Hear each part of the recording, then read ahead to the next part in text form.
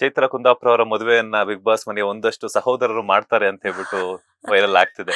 ಅಯ್ಯೋ ಗೊತ್ತಿಲ್ಲ, ಅದ್ರ ಬಗ್ಗೆ ನನಗೆ ಗೊತ್ತಿಲ್ಲ. ಯಾರ್ಯಾರು ಮಾಡ್ತಾರೆ ಅನ್ನೋದ್ರ ಬಗ್ಗೆ ಗೊತ್ತಿಲ್ಲ.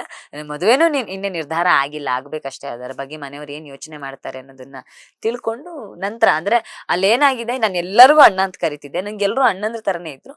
ಉಳ್ದವ್ರೆಲ್ಲ ನನ್ನ ಅಕ್ಕ ಅಂತಲೇ ಕರಿತಿದ್ರು. ಸೊ ಅದೊಂದು ವಿಶೇಷವಾಗಿರೋ ಬಾಂಡಿಂಗ್. ಬಹುಶಃ ಇಷ್ಟು ವರ್ಷ ಯಾವ ಸೀಸನ್ ಅಲ್ಲೂ ಆಗಿರ್ಲಿಲ್ಲ ಅನ್ಸತ್ತೆ. ಆ ತರದೊಂದು ವಿಶೇಷವಾಗಿರೋ ಬಾಂಡಿಂಗ್ ಸಿಕ್ಕಿದೆ, ಅದನ್ನ ಉಳಿಸ್ಕೊಳ್ತೇನೆ. ಚೈತ್ರ ಅವರ ಹುಡುಗನಿಗೆ ಯಾವ ರೀತಿ ಕ್ವಾಲಿಟೀಸ್ ಇರಬೇಕು ಅಂತ?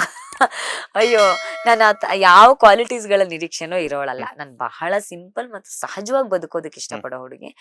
ನನಗೆ ದೊಡ್ಡ ದೊಡ್ಡ ನಿರೀಕ್ಷೆಗಳಿಲ್ಲ. ಆಧ್ಯಾತ್ಮಿಕ ಜೀವಿ ಆಗಿರ್ಬೇಕು, ಧಾರ್ಮಿಕ ಜೀವಿ ಆಗಿರ್ಬೇಕು, ನಾನ್ ನಂಬುವ ಸಿದ್ಧಾಂತಕ್ಕೆ ಹೆಗಲು ಕೊಡೋರಾಗಿದ್ರೆ ಸಾಕು ಅನ್ನೋದು ಬಿಟ್ಟು ಯಾವ ನಿರೀಕ್ಷೆಗಳು ಇಲ್ಲ. ಮನೆಗೊಬ್ಬ ಒಳ್ಳೆ ಮಗ ಆಗಬೇಕು, ಮನೆಗೆ ಗಂಡು ಮಕ್ಳಿಲ್ಲದೆ ಇರೋ, ನಾವು 3 ಜನ ಹೆಣ್ಮಕ್ಳೇ ಇರೋ ಅಂತ ಕುಟುಂಬ ಆಗಿರೋ ಕಾರಣಕ್ಕೆ ಅಮ್ಮಂಗೊಬ್ಬ ಮಗ ಆಗಬಲ್ಲಂತ, ಸ್ಥಾನ ತುಂಬಲ್ಲಂತ ವ್ಯಕ್ತಿ ಆದ್ರೆ ಸಾಕು ಅಂತ.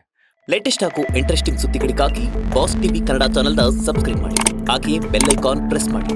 ಇದರ ಜೊತೆಗೆ ಫೇಸ್ಬುಕ್, ಇನ್ಸ್ಟಾಗ್ರಾಮ್, ಎಕ್ಸ್ ನಲ್ಲೂ ಮಿಸ್ ಮಾಡದೆ ಫಾಲೋ ಮಾಡಿ.